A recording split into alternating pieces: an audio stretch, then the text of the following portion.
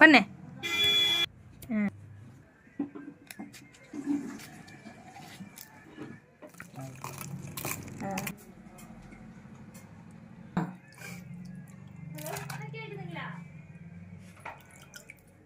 செய்கிறாங்க மயிரம்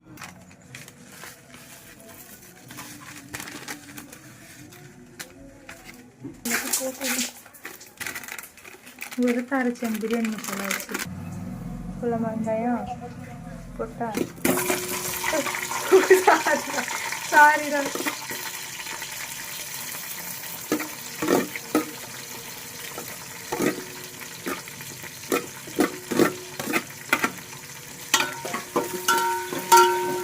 உரைக்க மாட்டேங்குது.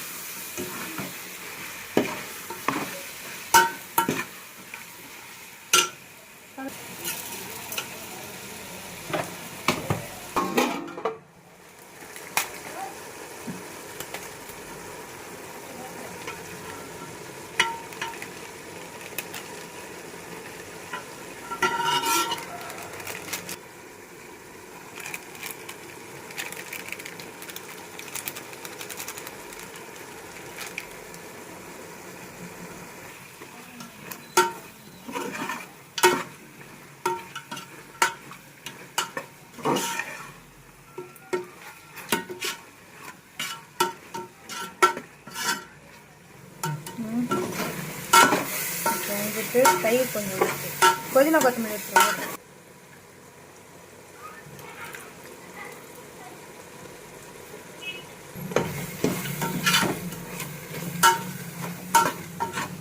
இந்த மாதிரி கிரேவி நல்லா கிரேவியாக வந்தாக்கா டேஸ்ட். இவ்வளோ கொத்தமல்லி எதுக்கு வரும்? புதினா கொத்தமல்லி வாசமாக அடிக்குங்க.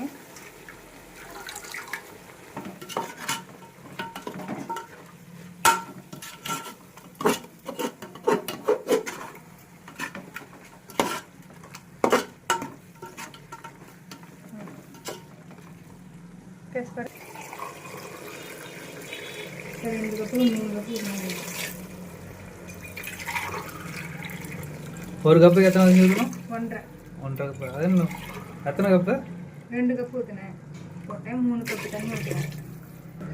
மக்களே 3 கப்பு தண்ணி ஊற்றணுமா? அப்புறம் நான் பேசுறதெல்லாம் கேட்குமேடா. 2 கப்பு தண்ணி, 2 கப்பு அரிசிக்கு 3 கப்பு தண்ணி ஊற்றணுமா? உப்பு கரெக்டாக இருக்குதான்னு பார்த்துக்குங்க. கொஞ்சம் எக்ஸ்ட்ராவே இருக்கணும், அப்படின்னா தான் கோத்து போட்டு வரைக்கும். உப்பு வரைக்கலையா?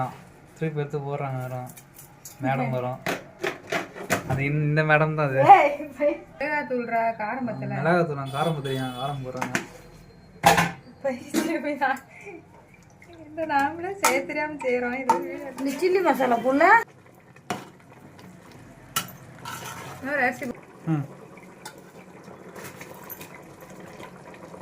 இதுதான் பாசுமதி ரைஸியம்.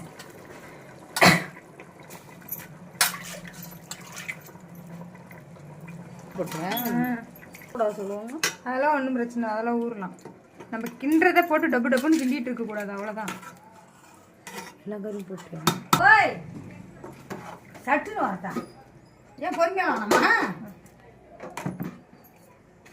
வேக நல்லா கொதி வந்தாட்டி குறைச்சி இன்னும் கொஞ்சம் கொதிச்ச வாட்டி ஆஃப் பண்ணிட்டு தம் போட்டுருவோம்.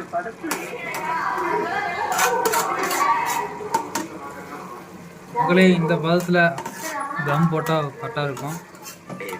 அரிசியும் தண்ணி சம அளவு வந்துடும். மசாலா நெய் ஊற்றினா கம்ம மணக்கும்.